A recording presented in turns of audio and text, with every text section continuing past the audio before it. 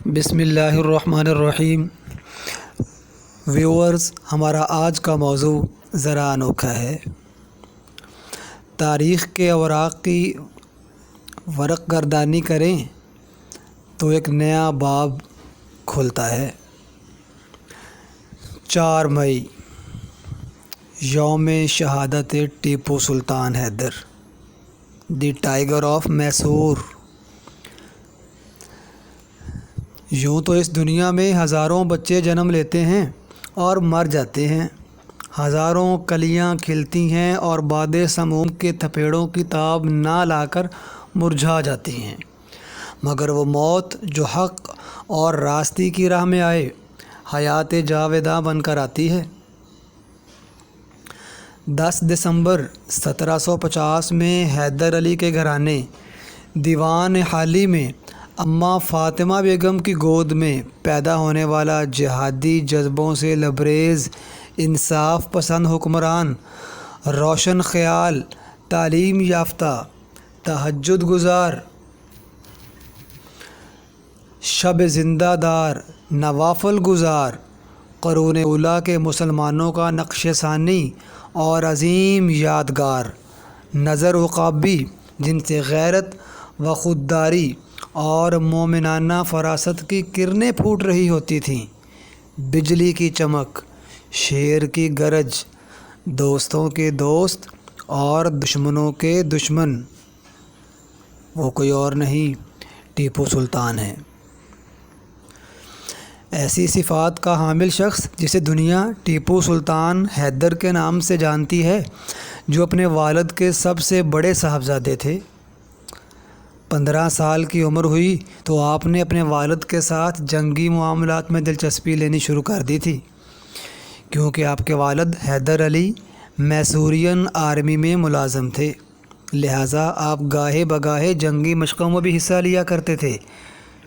ٹیپو سلطان حیدر بہت سی زبانوں پر عبور رکھتے تھے۔ حساب اور سائنس کا علم آپ کے پاس وافر مقدار میں تھا۔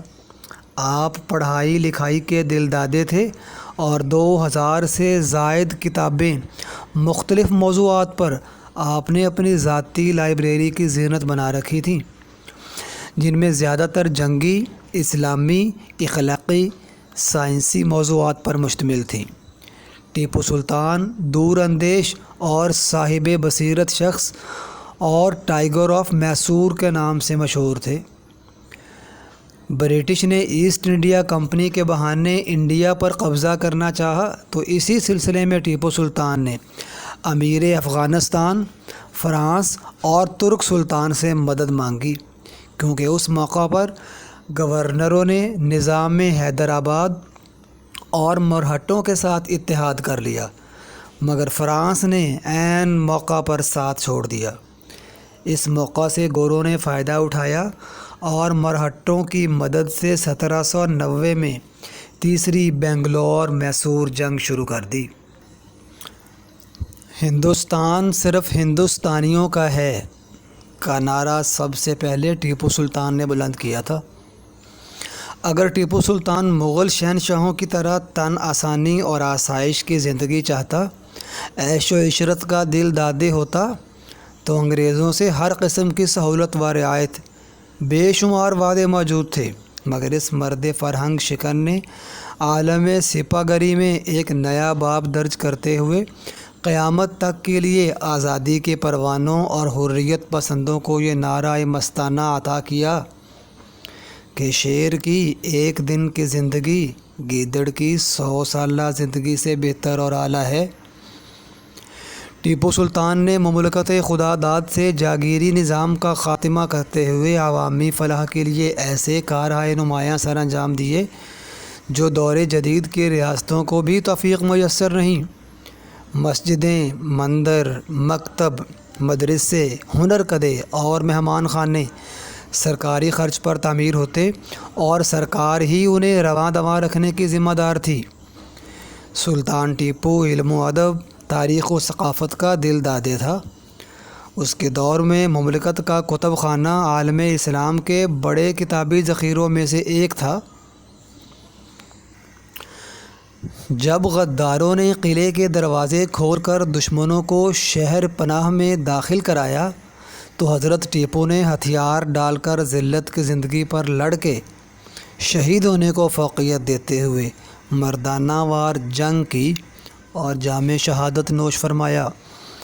آپ کی بہادری اور منصوبہ ساز شخصیت کے باعث انگریز فوج پوری طرح خوف زدہ تھی۔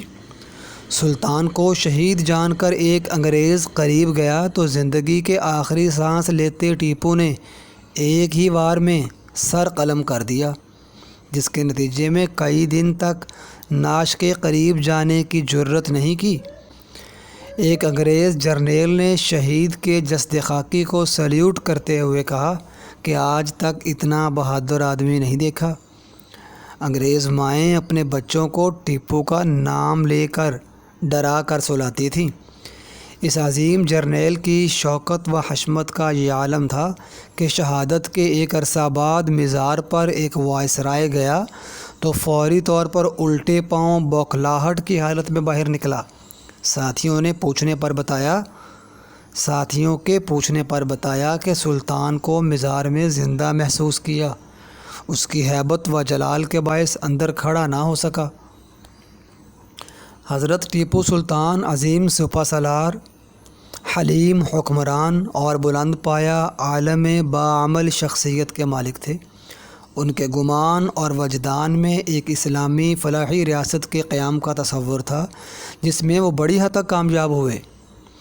14 اگست 1947 کو قائم ہونے والی دنیا کی سب سے بڑی اسلامی ریاست پاکستان بھی شہید ٹیپو سلطان کی مملکت خداداد کا تسلسل ہے۔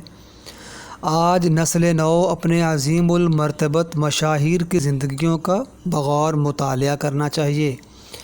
اپنے درخشاں تاباں ماضی سے اپنے حال کے ماحول کو خوب تر بناتے ہوئے مستقبل کی راہوں کو روشن اور فروزاں کرنا ہوگا، جس سے منزل مراد کا تعین بھی ممکن ہے۔ حصول منزل کے دوران اپنے ارد گرد بد کردار اور مفاد پرستوں کا محاسبہ کرنا بھی لازم ہے۔ اپنی صفوں میں میر جعفر اور میر صادق کو پہچاننا ہوگا، انہیں اپنے پرچم سے دور رکھنا ہوگا۔ ہمیں غلامانہ سوچ کو ترک کر کے ٹیپو شہید کے فلسفہ حیات اور جذبہ شہادت پر پہنچا سکیں گے۔ ہمیں پرچم کی حرمت اور صفوں کی تشہیر پر توجہ مرکوز کرنی چاہیے۔ یاد رکھو، سرنگا پٹم کا قلعہ کسی دشمن نے فتح نہیں کیا تھا، میر صادق نے دروازے کھولے تھے۔ لہٰذا تاریخ اس بھیانک کے کردار کا سدباب کرنے میں دیر نہیں کرنی چاہیے۔ پھر یہ بھی سب کو پتہ ہے کہ ایسے غداروں کے ساتھ بعد میں کیا ہوا۔ بہرحال محتاط رہیں، کہیں پھر وہ اپنی چالوں میں اور اپنے جالوں میں کامیاب نہ ہو جائیں۔ ہمیں لڑنا ہوگا آخری سانس تک مادر وطن کی حفاظت کے لیے، حرمت کے لیے ایک نئی تاریخ رقم کرنا ہوگی۔ غیر مصدقہ رپورٹوں میں یہ بھی بیان کیا گیا ہے کہ انگریزوں نے اپنی روایتی عیاری اور مکاری کا اعلیٰ ثبوت دیتے ہوئے شہادت کے دوسرے دن ٹیپو سلطان کی لاش کو کفن میں لپیٹ کر سرکاری اعزاز کے ساتھ توپ پر رکھی۔ سڑک کے دونوں جانب سپاہی بندوقیں لے کر کھڑے ہوئے اور لاش کو گارڈ آف آنر دیا اور لے جا کر دفن کروا دیا۔ اس شعبدہ بازی کا مطلب ٹیپو اور نظام کی فوج کے مسلمان سپاہیوں کی ہمدردی حاصل کرنا تھی۔ یہی بات اب تاریخ دہرا رہی ہے کہ عیسائیوں نے اسامہ بن لادن کو قتل کر کے بقول ان کے اسلامی طریقہ کار سے غسل دیا اور لاش کو سمندر کے حوالے کر دیا۔ شاید مولانا ریمنڈ ڈیوس نے نماز جنازہ بھی پڑھا دی ہوگی۔ یہ ہم سب کے لیے سوالیہ نشان ہے، ذرا غور کیجیے گا۔ ملتے ہیں اگلی انفارمیٹیو ویڈیو کے ساتھ، مجھے اجازت دیجیے، اللہ حافظ۔